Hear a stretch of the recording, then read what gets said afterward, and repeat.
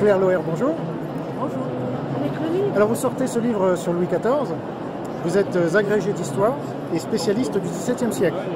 Comment expliquez-vous l'attrait pour les Français envers Louis XIV alors que c'était un tyran qui a persécuté les Français et les peuples d'autres pays?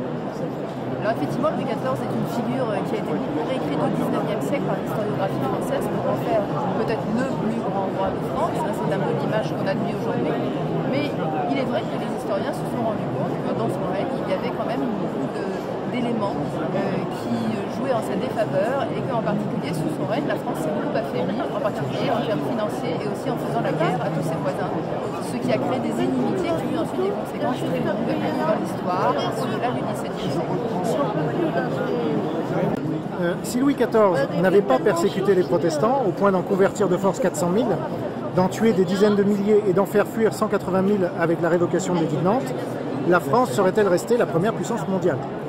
En réalité, quand Louis XIV meurt en 1715, la France n'est plus la première puissance mondiale. Elle l'a été effectivement au début du XVIIe siècle, mais du fait des guerres incessantes et du fait qu'on a persécuté les protestants et qu'on les a envoyés dans les bras du roi de Prusse qui s'est empressé de les accueillir, on a beaucoup affaibli la France. Et Colbert d'ailleurs s'en est rendu compte. Il s'est rendu compte que cette puissance de travail de représenter les protestants avec leurs entreprises, avec leur manière de travailler, eh bien c'était une erreur.